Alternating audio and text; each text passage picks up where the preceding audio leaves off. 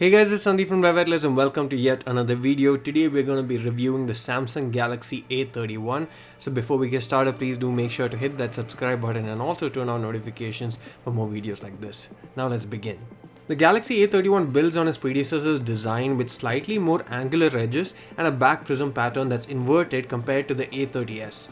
It's ever so slightly taller owing to the new aspect ratio, but also a bit narrower, which makes it better in terms of handling, and overall I quite like this edgier design. It is heavier though and also thicker owing to the larger battery under the hood, which we shall discuss later, but that doesn't take away from the good handling.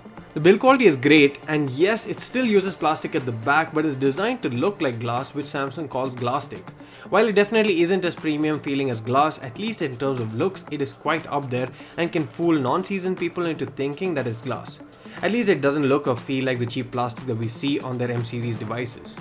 There's a bundle TPU case which you can use to protect the back panel from getting scratches, but on the white variant it's a bit more difficult to see anyway. And speaking of which, this is the Prism Crush White, while you can also get it in blue and black colors, all of which exhibit this prism-like rainbow effect at certain angles, along with the striped diagonal lower half. I like the white best, followed by the blue, but black is probably the stealthiest and most safe in terms of liking. In terms of display, you get a 1080p plus panel, which is noticeable bump in terms of sharpness compared to the outgoing A30s, which had a 720p panel.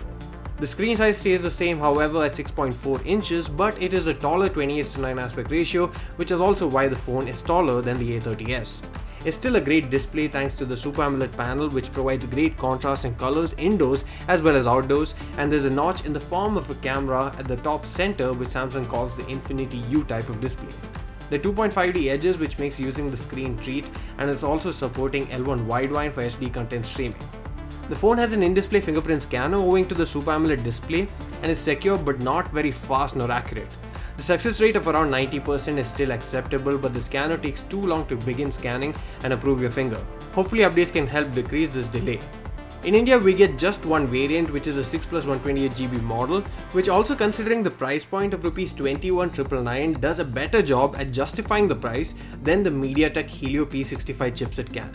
Performance is fairly good overall and even for gaming, but UI did lag at times and also hang before resuming again, especially when you're using multiple apps at once, including the camera. It runs Android 10 out of the box with One UI 2.0, and the UI is pretty good overall and user-friendly, but there are a few preloaded apps which I didn't expect on a Samsung device.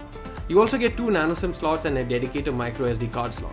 In terms of cameras, you get a quad camera setup that comprises of a primary 48MP sensor with f2 aperture and 1x2.0 inch sensor size, while you get an ultra-wide angle 8MP f2.2 camera and 2 5MP sensors, out of which one is a macro sensor and the other is a depth sensor.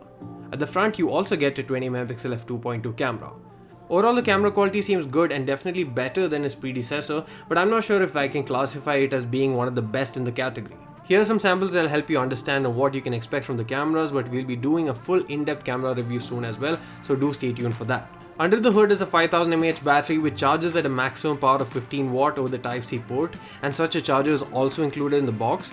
This is powered by a P65 chipset, and we saw that in terms of efficiency, it seems better than Samsung's Exynos chipsets, and while we did get a screen on time of over 7 hours on a single charge, and sometimes you could probably even touch 8, it seems lesser than what other brands could achieve with similar internals, so Samsung needs to optimize it a bit.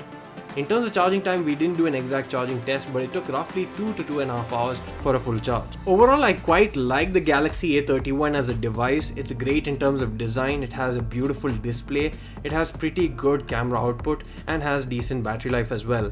But I can't help but not address the elephant in the room, which in this case is a Samsung Galaxy M31.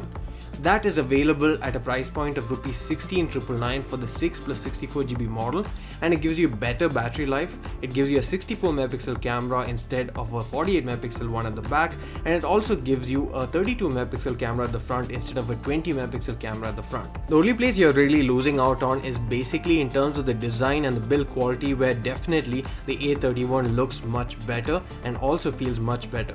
But if design and ergonomics are not really your main factors when buying a smartphone, then the M31 will definitely be a better choice, considering you're saving 5,000 rupees by buying the base variant, or even if you spend 1,000 rupees extra, you get the same 6 plus 128GB config, or even if you go for 20,000 rupees, the 8 plus 128GB variant, you're still saving 2,000 rupees and getting a whole lot more, except for the design and the overall ergonomics. Thanks for watching this video, guys. Hope you liked it. Don't forget to hit the subscribe button. See you again in the next one.